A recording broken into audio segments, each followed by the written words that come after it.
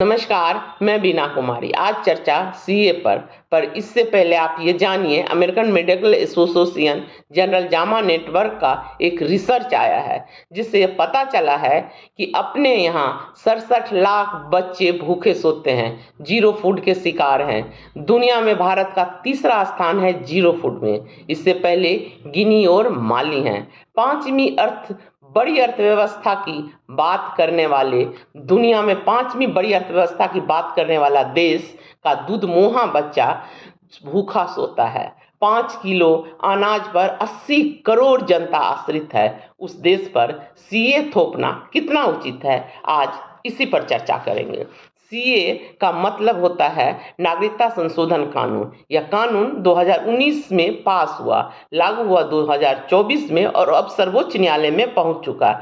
आज इस कानून को राजनेता और मेन स्ट्रीम मीडिया नहीं, एक आम नागरिक बनकर समझने का प्रयास करते हैं। अब तक आप समझ गए होंगे कि इस कानून को भारत सरकार पाकिस्तान, अफगानिस्तान और बांग्लादेश से आए हुए वहाँ के धार्मिक अल्पसंख्यक मतलब हिंदू, सिख, ईसाई, बौद्ध, जैन आदि को भारत की नागरिकता देगी, इस शर्त के साथ कि 2024 से पहले उनका भारत में 6 साल हो गया हो।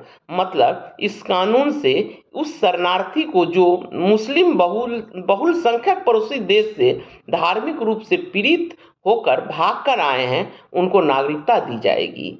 यह संख्या कितनी है, इसका ठीक ठाक से अंदाजा या आकलन सरकार के पास नहीं है, क्योंकि इसकी कोई आधिकारिक गणना नहीं की गई है। परंतु असम के मुख्यमंत्री हेमंत विश्वकर्मा के अनुसार 3 से 6 लाख लोग केवल असम में नागरिकता के लिए आवेदन करेंगे, तो आप समझ सकते हैं कि पूरे देश में यह कितना हो सकता है। यह संख्या करोड़ों तक पहुंच जाए, इसलिए भी कम है। अब सवाल यह है कि भारत सरकार इन लोगों को नागरिकता क्यों देना चाहती है, वो भी तब जब खुद भारत की जनसंख्या 140 करोड़ के आसपास है। अपने देश के नागरिकों को मूलभूत सुविधाएं, रोटी, कपड़ा और मकान मुहैया नहीं करवा पाने वाला देश यह परमार्थ क्यों कर रहा है? क्या हम अपने नागरिकों को उचित शिक्षा और स्वास्थ्य सेवाएं दे पा रहे हैं? क्या हम अपने युवाओं को रोजगार दे पा रहे हैं? नहीं ना। कहीं आपने कभी आपने रेलवे के जनरल और स्लीपर बोगी में अनाज की बोरे की तरह भरी हुई भीड़ को देखा है?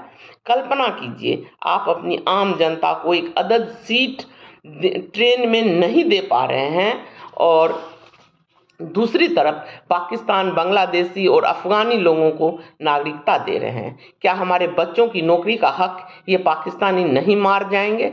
आखिर क्यों हम अपने संसाधनों या उपलब्ध सुविधाओं को दूसरे देश या दूसरे लोगों का हक दे रहे हैं? हाँ, विकसित देश ऐसा करते हैं सिर्फ और सिर्फ सस्ता मानव संसाधन उनके यहाँ उपलब्ध हो इसके लिए।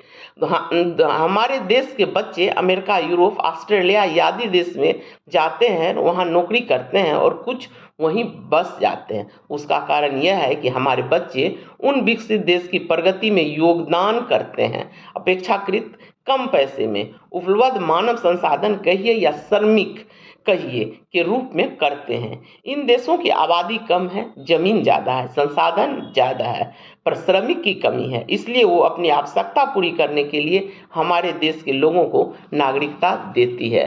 पर अपने यहाँ इसका ठीक उल्टा है। विशाल जनसंख्या के हिसाब से जमीन भी बहुत कम है और संसाधनों का रोना तो हमेशा लगा ही रहता है। तो फिर यह विशाल हृदय वाली सरकार क्यों विशाल हृदय हमारी सरकार क्यों दिखा रही है, इसको भी समझने का प्रयास करेंगे। परंतु इतना यकीन जानिए, सीए से जो जनसंख्या की बढ़ोतरी होगी, इसकी भार हम सब पर पड़ेगा, चाहे हम सीए के समर्थक हों या विरोधी हों। सीए के पीछे आखिर भाजपा का मकसद क्या है? भाजपा यह जानती है कि यह कानून देश के संसाधनों पर पाकिस्तानी और बांग्लादेशी को हक जमाने का अधिकार दे देगी। फिर भी भाजपा अडिग है। आखिर क्यों? दरअसल इस कानून की आड़ में नॉर्थ ईस्ट भारत में अपनी राजनीति जमाने का प्रयास है। पिछले चुनाव में उत्तर पूर्व भारत में सीए और एनआरसी का नारा देकर असम जैसे पूर्वोत्तर के महत्वपूर्ण राज्य में अपनी सरकार भी बनाई थी। दूसरी ओर भाजपा का नज़र इस कानून के आड़ में बंगाल की राजनीति साधने की है। बंगाल के बारे में आप यह जानकर हैरान हो जाएंगे कि गोवलकर के कहने पर श्यामा प्रसाद मुखर्जी ने जनसंघ की शुरुआत अपने गृह राज्य बंगाल से किया था, परंतु जिस राज्य में जनसंघ की स्थापना हुई, जिस राज्य का जनसंघ की संस्थापक हो, उस राज्य में जनसंघ या भाजपा अपनी पैर मजबूती से नहीं जमा पाया। इसलिए सीए का सहारा लिया जा रहा है। जानकार यह भी बताते हैं कि भाजपा चाहती है कि मुस्लिम इस कानून के विरोध में सड़क पर उतरे, पूरे देश में धरना प्रदर्शन हो, ताकि हिंदू और मुस्लिम के वोटों का ध्रुवीकरण हो जाए और 2024 की नैया पार लग जाए। सीए के विरोधी को भी संसाधनों की चिंता कम, वोट बैंक की चिंता ज़्यादा लगता है। विरोधी यह दलील देते हैं कि धार्मिक आधार पर भेदभाव करना गलत है, भारत का संविधान इसकी इजाज़त नहीं देता है। आखिर मुसलमानों को इस कानून से बाहर क्यों रखा गया? अभी दलील है कि गैर मुस्लिम देशों से कुछ मुस्लिम भी भारत भाग कर आए हैं, आखिर उनको नागरिकता क्यों नहीं?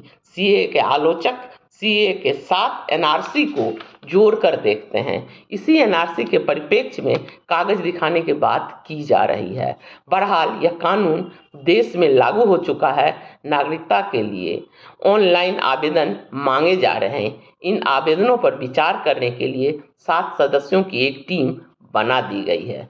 दूसरी ओर 200 से अधिक याचिका सुप्रीम कोर्ट में इस कानून पर रोक लगाने के लिए दायर की गई है, जिस पर सुनवाई करते हुए सरकार को 2 हफ्ते का समय दिया गया है अपना पक्ष रखने के लिए। अब इंतजार करना होगा कि सुप्रीम कोर्ट के निर्णय का, कि क्या हमारा संसाधन हमारा ही होगा या हमारी सरकार हमें उन संसाधनों को पाकिस्तानी, बांग्लादेश या अफगानी के हाथों बांटने पर मजबूर कर देगा। सोचिए, एक बार जरूर सोचिए कि हम कहां और किस लिए सीए को लागू करने जा रहे हैं। नमस्कार।